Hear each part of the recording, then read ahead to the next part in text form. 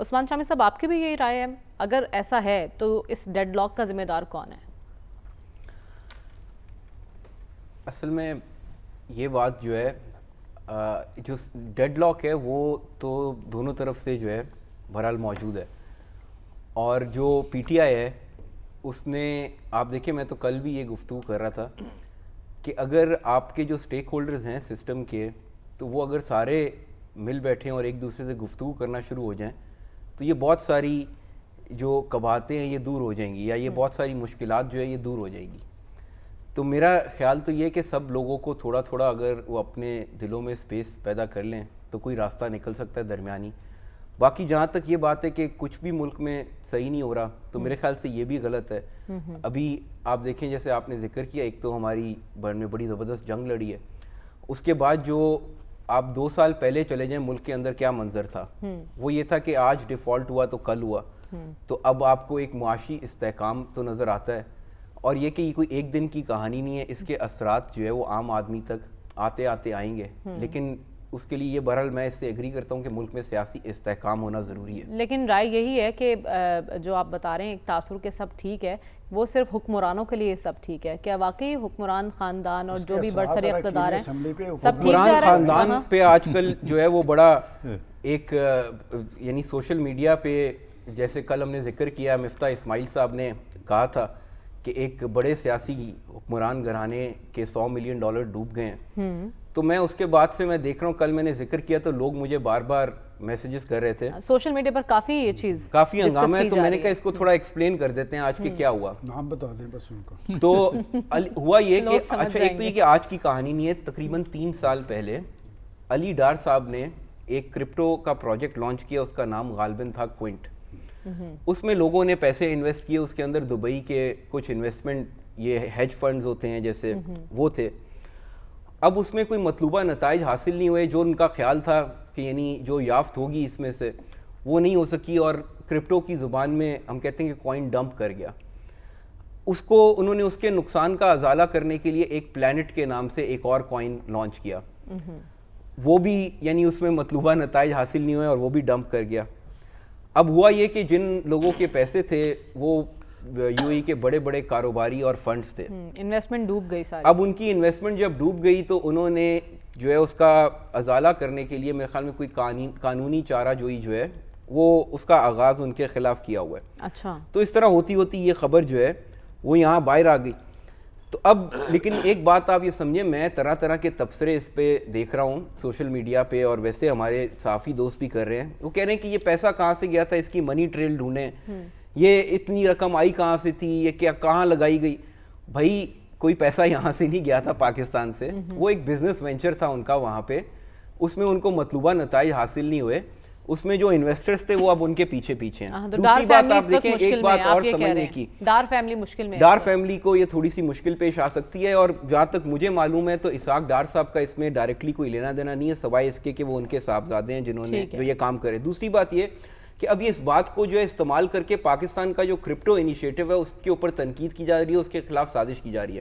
آپ یہ دیکھیں پاکستان میں کرپٹو پہ جو کام ہو رہا ہے، پہلی دفعہ پاکستان نے کسی میدان میں بھارت کو بھی پیچھے چھوڑ دیا ہے. تو یہ جو تمام عناصر ہیں یہاں، وہ اپنی جہالت میں یا بے وقوفی میں یا پھر انٹینشنلی ٹارگٹ کر رہے ہیں ان لوگوں کو کہ جو ابھی کرپٹو کے معاملات دیکھ رہے ہیں پاکستان میں. لیکن جو لوگ کرپٹو سے وابستہ ہیں وہ اس بات کی گواہی دیں گے کہ جتنا کام پچھلے چند ماہ میں پاکستان میں ہوا ہے کسی اور ملک میں شاید 10 سال میں بھی نہ ہوا ہو. تو یہ بڑی حماقت کی بات ہے کہ اگر ہم کسی شخص کے انفرادی ناکامی یا اس کے کوئی انفرادی فیل کو بنیاد بنا کے، جو پاکستان میں ایک کام اچھا ہو رہا ہے، جو آپ ٹریک پہ چڑھے، جو کرپٹو میں آپ کو کامیابی مل رہی ہے، پوری دنیا کی آپ توجہ حاصل کر رہے ہیں، آپ اس کو متنازع بنانے کی کوشش کریں. اور ان دونوں چیزوں کا آپس میں کوئی تعلق نہیں. آج کل جو کرپٹو میں پاکستان میں ہو رہا ہے اس میں علی ڈار صاحب کی کوئی انوالومنٹ نہیں. یہ جو چیز تھی یہ 3 سال پرانی کہانی ہے، اور یہ ان سے ایک حرکت جو ہے وہ سرزد ہوئی ہے، اور اس کی سزا ان کو ایک قانونی مشکلات کی صورت میں مل رہی ہے. عثمان شامی صاحب، آپ کی نظر میں ایک تو یہ دورہ کیوں ضروری تھا امریکہ کے دورے کے بعد، اور اب اس دورے کو لے کر کیا ایکسپیکٹ کیا جائے مستقبل میں؟ ایک تو یہ میں اس سے بالکل ایگری کرتا ہوں کہ یہ جو تاثر دیا جا رہا تھا، یا کچھ ہلکے میڈیا کے یہ تاثر دینے کی کوشش کر رہے تھے کہ ہم کوئی جیسے جا کے امریکہ کی گود میں بیٹھ گئے ہیں اور چین سے ہمارے تعلقات ڈسٹرب ہوں گے. تو میرا خیال یہ کہ ایک تو جا کے فیلڈ مارشل صاحب نے جو چائنیز قیادت ہے ان کو بھی بریفنگ دی ہوگی کہ امریکہ کی کیا ایکسپیکٹیشن ہے پاکستان سے اور کیا معاملات ہیں جو ان کا دورہ رہا اس کے دوران کیا ہوا. کیونکہ جو پاکستان اور چائنا کا تعلق ہے وہ یعنی آپ تھرو آؤٹ ہسٹری دیکھیں کسی بھی چیز نے چاہے چین کے امریکہ سے کیسے بھی تعلقات ہوں, علاقائی صورتحال جیسی بھی ہو, یہ تعلقات ڈسٹرب نہیں ہوئے.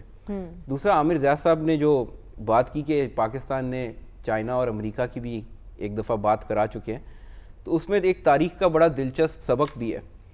آپ دیکھیں 1969 میں میرے خیال میں نکسن جب آئے یہاں پہ تو انہوں نے یحییٰ خان سے کہا کہ امریکہ اور چائنا کی بات چیت بند تھی, تو نکسن نے درخواست کی یا خواہش کا اظہار کیا کہ اب پاکستان کوئی کردار ادا کرے اور چین کے ساتھ وہ بات کرنا چاہتے ہیں کیونکہ علاقائی امن اور استحکام کے لیے یہ ضروری ہے. تو پاکستان کی کوششوں سے پھر کسنجر جو ہے وہ جب پاکستان آئے, ہنری کسنجر 1971 میں, تو وہ خفیہ طور پہ یہاں سے چائنا کے دورے پہ گئے اور چائنا اور امریکہ کی بات چیت شروع ہو گئی. اس کے نتیجے میں ہی پھر 1972 میں صدر نکسن کا دورہ چائنا کا پاسبل ہوا. تو اب دلچسپ بات یہ ہوئی کہ جب پاکستان نے یہ ایک طرح سے ان کی بات چیت شروع کرائی تو سوویت یونین کو اس کا بڑا غصہ چڑھا کہ یہ کیسے انہوں نے یہ کام کر دیا. تو انہوں نے بھارت کا بھرپور ساتھ دیا جو 1971 کی جو وار تھی. اب دوسری طرف دلچسپ بات یہ ہوئی کہ جب پاکستان یہ جنگ باقاعدہ شروع کرنے جا رہا تھا ویسٹرن فرنٹ پہ, تو بھٹو صاحب کو بھیجا گیا چائنیز لیڈرشپ سے بات کرنے کے لیے. کہا جاتا ہے کہ چائنیز لیڈرشپ نے کہا کہ آپ ذرا موسم تبدیل ہونے کا ویٹ کریں مارچ تک, لیکن بھٹو صاحب نے واپس آ کے یحییٰ صاحب کو کہا کہ وہ تیار ہیں, آپ چڑھ جائیں.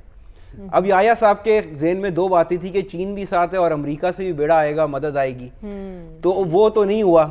اور آپ دیکھیں دونوں ملک ہمارے ساتھ کھڑے تھے اور ہمیں بڑی تاریخ میں نقصان اٹھانا پڑا. تو بنیادی بات تب بھی یہی تھی اور اب بھی یہی ہے کہ جو ہمارے انٹرنل کانفلکٹس ہیں اور جو مسائل ہیں ان کو حل کرنا بڑا ضروری ہے. ڈپلومیسی اپنی جگہ ہے لیکن اپنے لوگوں کے ساتھ معاملات ٹھیک ضرور ہونے چاہیے. ٹھیک ہے, تو آپ کہہ رہے ہیں اپنے لوگوں کے ساتھ معاملات کو ترجیحی بنیادوں پر درست کرنے کی ضرورت ہے, تبھی ہم یہ امید رکھیں کہ دنیا میں ہمیں اس سے زیادہ پذیرائی ملے گی.